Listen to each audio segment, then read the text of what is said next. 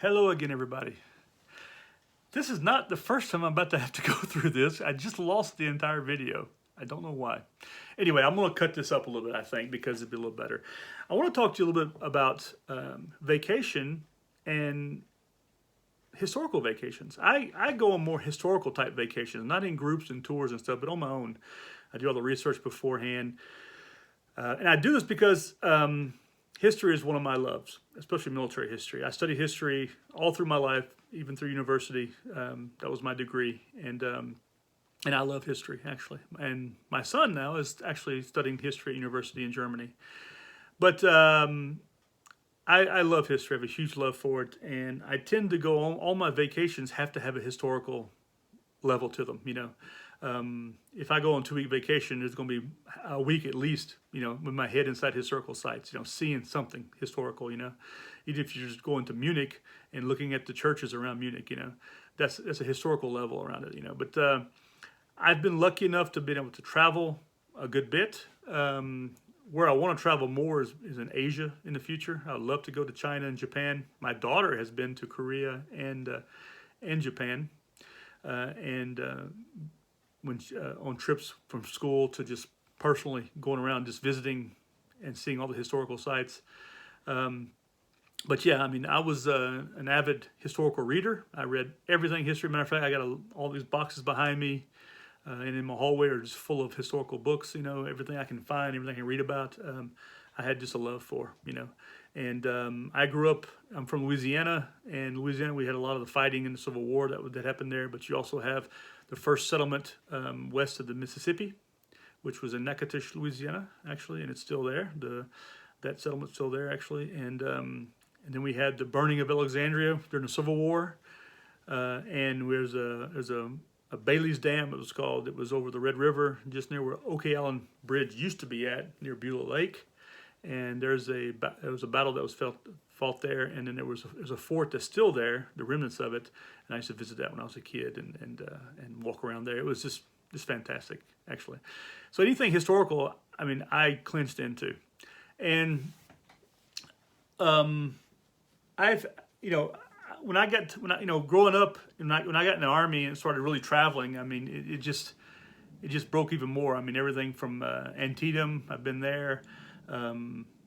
Places in North Carolina, all across the South, different houses from famous people to lots of plantations and stuff. New Orleans, just anywhere you can think of, even all the way up into Washington State. I've visited lots of historical sites up there, especially the American Indian sites. Just kind of like that. There's great history up there. Yeah, just across the United States, I've had a chance to visit some great sites up to Fort Lake George. My brain just suddenly fried all of a sudden. There's some French and Indian War forts up there I visited, and I've even been to some of the get-togethers where you have the associations and the clubs where people who dress up, they're reenactors, and seen some of those. It's really wonderful stuff. Here in Europe, I've also had the opportunity to visit places like Crete and see the museums there. There's a really nice one in Kanya, where inside the display they show the World War II fighting that went on there because the German army invaded Crete with the airborne forces and then carry-on forces. They air-landed a mountain unit also, and then the rest of the forces arrived by boat. And in that museum, it's a really interesting displays. They have 3 displays. One is the weapons used by the German army, their machine guns and this kind of stuff, grenades, and then the British Army, what they had, because they were defending the island, and then there was a display with the Cretan weapons, which were rocks and sticks and pitchforks. It was funny to see it, but at the same time, you think, wow, that's what you had, And they even have famous pictures of as the paratroopers were landing, the grandmothers with the pitchforks were trying to attacking them and stabbing them, So and then what you didn't realize is that the American forces, we parachuted with our weapons attached to us. The Germans didn't. They had all theirs in canisters, which came out after. They had to go find their weapons afterwards. So it was a complete different. They changed that later on, but it was completely different in the very beginning, But and then up here in Switzerland, Switzerland has a lot of beautiful architecture, lots of beautiful historical architecture. It's still around because they have not had any major wars, Matter of fact, last time I think it was 400 years ago. The last time the Swiss had to deal with anything on that level, you know. In Germany it was a different ball game. I lived there for 3 years, and of course my ex-wife was German, and I often visited her hometown. And her father, named Adolf Habermann, he was a great guy. I loved him like a father. He used to show me around because where they live in Würzburg, they live just north of Würzburg, a little village called Könach, and it's 9 kilometers north of Würzburg, but it's 30 kilometers south of Stuttgart. And so the American bombers would make their turn from the south and head north. And he told me about when he'd be in the fields, and all the American bomber missions were at daytime. So he'd be in the fields with the cows, overlooking the village, and he'd see the bombers come over in the thousands, he said. And he said they would, you know, they had a lot of flak locations, flak gun sites around his village and in the area, and they would be shooting up at him, and then he saw them, parachutes falling and planes falling out of the sky, burning, this kind of stuff. And but imagine that, 8 years old, seeing that. I mean, those of us in the West, we can't imagine that, but sadly, you know, and we're losing the history of those who have imagined it, and then we still have that going on in the world. You know, imagine Afghanistan and Iraq. You know, but anyway. So visiting Germany and stuff, it was a lot to see there. Lots of sites in Germany. You can go to this very day. You can go to. My son and I. We did a road trip last summer. We went to Nuremberg actually and visited where the Nazi Party was at. Plus, the city itself is just a beautiful city, and it's been rebuilt because it was burned, it was destroyed during the war. We went to Berlin and visited Berlin. It's another beautiful city, and it's changed so much in 20 years. It's changed just, it's not even the same city, but we camped outside of Berlin, and we drove in and parked, and you spent more time actually in the car trying to get somewhere than you did actually walk around. But it was a great chance for me because he's studying history, and this is a portion of history he loves a lot, he knows a lot about. So we visited the residence of the king and queen, that kind of stuff, when they were there. So it was really, really nice, very, very, and he knew everything about it. He explained everything about it. It was really in the old gardens and in their different houses and stuff. And it was a really nice experience for me because I didn't have to know anything. I just went in and got to enjoy him explaining to me. But and we did a lot of walking while we were around there and just around the whole area, you know. And we also visited. We were in the Czech Republic, and we visited Pilsen. And Pilsen's a beautiful historical city. Just wonderful architecture. The people were very friendly, not very expensive. We also saw the Skoda plant, which is there. And if you drive a Skoda, they're all made right there, and they're fantastic. It's a huge plant, very old plant too. And it was also crazy about visiting that city. Is like you have the old town. Then you have the industrial zone, and then on the other side of it is it's like a completely different world. You think you're in America with strip malls and brands that you know, KFC, all this kind of stuff. And we don't have that here, at least where I live, you know. So we eat a little bit of KFC while we're on our trip, you know. But yeah, we had a great time, and I even brought him to a village that I spent a couple of exercises in when I was stationed in Germany, a village called Scheckelsheim. And although the family still owned the farm there, the people I wanted to see, the farmer himself and that stuff, they had moved away. You know, their son sad did. And I spent some time there and got to know the family, the wife and the kids, at Dominic and Benedict. And I would love to have seen them again, you know, after all these years, but it didn't happen, you know. But I remember the mother, she gave me a couple of Masses, German cups. I have one right over there behind me. It's been broken, but I still have it. I need to glue it together.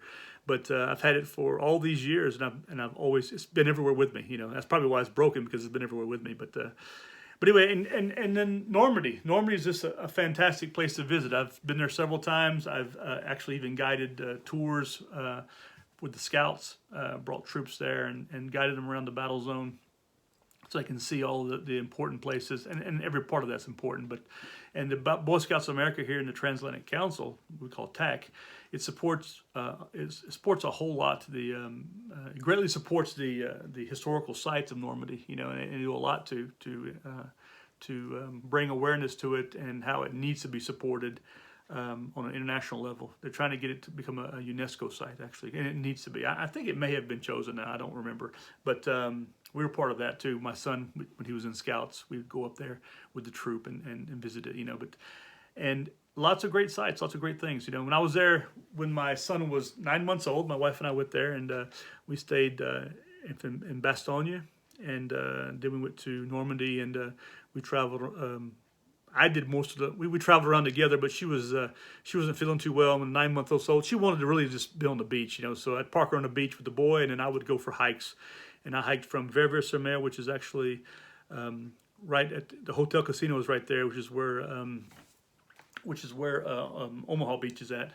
And then I hiked all the way to Pont de Hoc, which is where the 2nd Ranger Battalion scaled the cliffs, you know. And if you've seen the video from the last, or seen any videos from the last ceremonies for the anniversary of D-Day, you just seen where the modern day Rangers, half of them dressed up as World War II Rangers, and the other half wearing modern uniforms. They scaled those beaches, the cliffs again, onto Pont de Hoc, and it's fantastic to see that. I mean, that's a one-in-a-lifetime chance to do that, and it's fantastic, you know. And jumping in Normandy is also a fantastic thing, you know. I mean, and as a paratrooper, I have a lot of, you know, contact also in my military career with units I served in Normandy, actually. Saint-Mary-Glisse is a beautiful little village, which is where the famous hotel with the parachute on top of it. And first time I was there, I met up with a guy who owned the store there.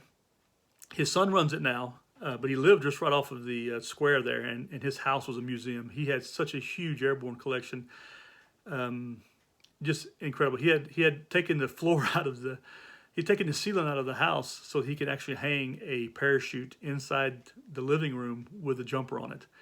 Fantastic. Just unlike anything you've ever seen. But the history there is just fantastic, and that's what I like to show my kids, you know, and it makes a much better vacation spot. You know, Normandy was fantastic.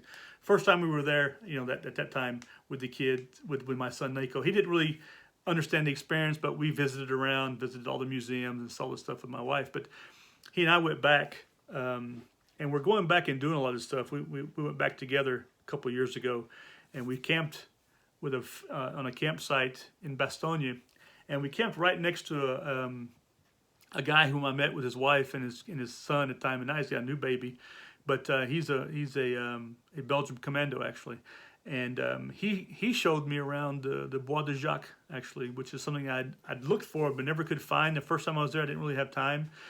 But we saw where the famous 506 Echo Company 506, where their trench line was at in the wood line before they attacked Foy, actually.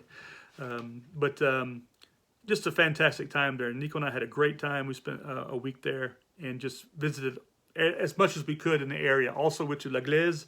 La Glaise actually is where the 505th, the unit I served in, they did a defensive action against German heavy tanks, the King Tiger. And matter of fact, there's a picture outside the museum in town of that Tiger tank still sitting there. Well, I have a picture of when Nico was 9 months old, me holding him in my arms in front of that tank. And then we took another picture when he was 20 years old in front of that tank.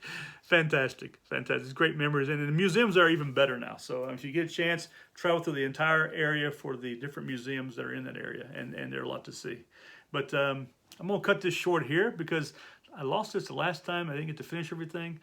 But we're going to talk more about historical vacations and how much my kids loved them when they were little, like going to the UK and going to Hungary and this kind of places. But I'll be right back, and this is the end of part 1. Thanks a lot. If you like this video, give me a thumbs up. Please comment. I want to hear what you got to say, maybe your experiences. And if you have any questions, don't hesitate to ask me. Anyway, you guys have a good day, and I'll talk to you in part 2 soon. Bye.